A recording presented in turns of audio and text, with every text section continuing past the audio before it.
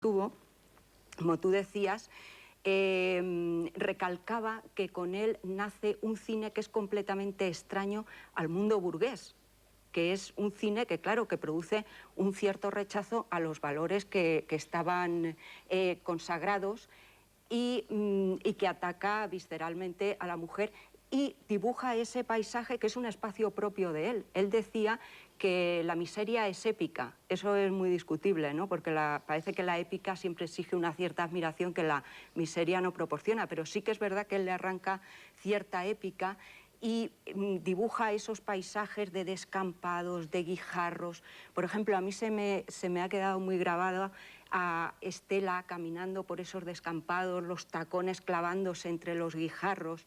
La ropa es muy importante, la vestimenta en toda la película, porque además no hay trasvase de clases sociales. O sea, la única clase social que aparece en la película es la de los pobres, la de los miserables, y hay una gran importancia de los aditamentos de vestimenta que llevan todos ellos. En esos paisajes me llama mucho la atención los niños que aparecen de vez en cuando por ahí poblando, niños muy mal vestidos, niños desnudos, niños agarrándose a las faldas de la madre, de la mujer de este que está en la cárcel. Yo diría que hay dos Pasolinis, un Pasolini que parece salido de, yo qué sé, de una obra de Tennessee Williams, ¿no? Que es el Pasolini de la muerte violenta, ese asesinato que sufrió tan tremendo, el Pasolini perseguido durante toda su vida, incluso a Catone sufrió juicios. Y luego está el Pasolini muy familiar, el Pasolini que vivía con su madre, el Pasolini que siempre se rodeó de una familia cinematográfica muy fiel, como los hermanos Chiti, Franco, que es el protagonista de la película, y su hermano Sergio, ¿verdad? Y todos estuvieron ayudándole toda su vida, de esos amigos que tuvo, como habéis dicho, Alberto Moravia, Giorgio Bassani, el autor del Jardín de los Finchi-Contini, que tenía una estética completamente diferente a él. O sea, Giorgio Bassani era la burguesía y todo esto, y sin embargo fue muy querido por todos ellos y fue un hombre muy entrañable, muy familiar y que sufrió desde luego las consecuencias de una época y de una sociedad que el sentirse provocada lo resolvía como una agresión hacia ellos. Y fue víctima de esto.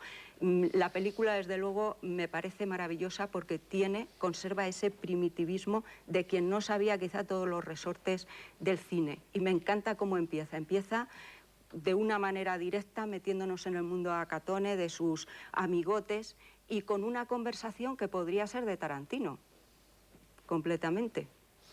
Es que tiene que ver, ¿no? Tiene que ver. He pasado unos años y otro país, pero son los mismos. Es lo mismo. Prácticamente igual. Don Fernando Rodríguez Lafuente, muy buenas. Buenas noches. Bueno, pues antes de que veamos a Catone, dinos algo, añádenos algo. Sí, voy a intentar añadir ya todo lo bien que habéis dicho. Bueno, primero sí querría añadir o subrayar que verdaderamente es un lujo el poder ver una película en una televisión generalista, como se dice ahora, como dicen los cursis ahora, una película como Catone, porque ya es muy raro ver estas películas. Y la verdad es que es un lujo, porque yo también creo que es una de las mejores películas de Pasolini, porque además es un testimonio de un cine europeo y de una época muy determinada, muy convulsa de Europa, y que está muy bien que veamos, o que vea la propia Europa, esta Europa hoy un poco,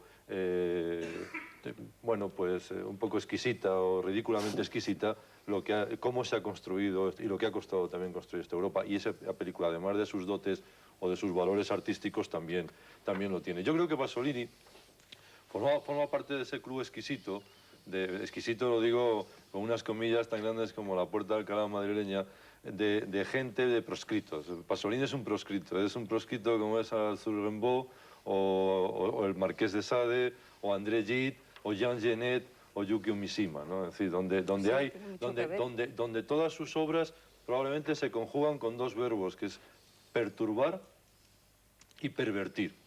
Y ese perturbar y pervertir directamente al espectador, al corazón y al sentimiento, y sobre todo a la conciencia del espectador. Y entonces en esta película eso se clava de una manera verdaderamente memorable. Tenía también ese pervertir y perturbar. Claro, es que inventa una Roma que no existía para el cine hasta ese momento, si comparas con algunas películas de Vittorio De Sica y El retrato de Roma, pero al mismo tiempo también de una Roma que ya tampoco va a existir. Es un poco esa defensa de la Italia de las 1000 lenguas y las 1000 culturas que decía, ¿no? Y cómo va tratando de reflejar un mundo que no se mueve. Le decían si sus referentes eran siempre Cristo, Marx y Freud, ¿no? Dice, no, mire, mi único ídolo es la realidad.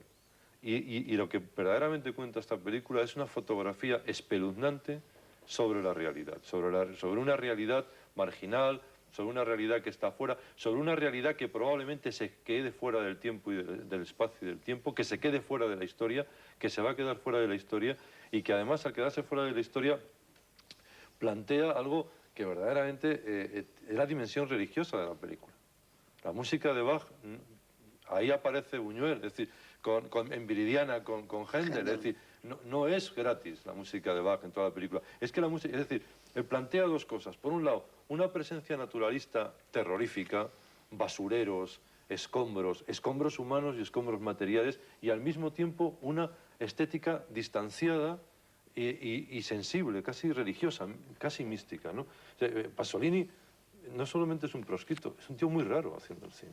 Pero la película emociona y Juan, estoy de acuerdo, y los personajes son generalmente bastante repulsivos en todos los sentidos. Y en cambio la película emociona. Yo creo que es el máximo valor que se le puede pedir al cine, ¿no? Que en el tiempo que estemos ahí sentados, pues verdaderamente estés conmovido, no sabiendo muy bien si esa conmoción o ese conmoverte es por la proximidad con los personajes o con la lejanía, no ya de los personajes, sino también de ti mismo. Muchas gracias. Y además tiene una ventaja que recoge como muy poca gente la historia. Tú ves el Evangelio según San Mateo y es como un informe semanal de la época cuando a Jesucristo le crucificaron. Tienes la sensación de que están filmándolo a mano. Y tú ves esto y queda como un testimonio de algo que podríamos llamar neorrealismo rezagado, pero con un ingrediente mucho más seco, más duro y más de verdad. Aquí no hay nada dulcificado. Y habría que también rendirle homenaje a uno de los grandes maestros del cine español, que es Carlos Saura, que el año 58 o 59 hace Los Golfos, y tiene mucho que ver. Es la película de Carlos Saura, que es anterior, con este mundo de Pasolini. Lo que pasa que cuando Carlos Saura rueda Los Golfos, la rueda yo creo que con una mayor justeza de puesta en escena. Es decir, que hay primeras películas como Los 400 golpes, Abu de Soufle o Los Golfos, que están hechas por cineastas, cinéfilos que aman el cine, mientras que Pasolini es un poeta que ha escrito para el cine, pero que no tiene el veneno del cine, lo que le sale de dentro. Es una cosa curiosa. Pero bueno, digo esto porque a veces nos olvidamos de las gentes que tenemos, y que Saura, desde Deprisa, o Carmen, es uno de los maestros nuestros, y que curiosamente empieza su andadura o su trayectoria como empezaba Pasolini, retratando esa cosa que podríamos llamar que la miseria no es que sea igual, es que es un país. Y la miseria es un país que lo retrata prodigiosamente. Y luego hay un sabor testimonial. Aquí ya no hay Coca-Cola, hay Apia Cola, que es lo que ponen los anuncios. Lo que retrata además es lo más inmediato que tiene al lado de su cámara. Y hay planos que parece que está inventando el cine. Hay dos travelings delanteros hechos con dos caballos que van caminando él y ella, él un poco detrás y con las dos delante, chicas, que eso es fantástico. con la mujer y con Estela, espectacular. Yo creo que, como dice mi amigo Fernando Rodríguez Lafuente, es un privilegio poder hacer programas como estos para ponerles películas como esta que vamos a ver esta noche, Acatone, de Pier Paolo Pasolini.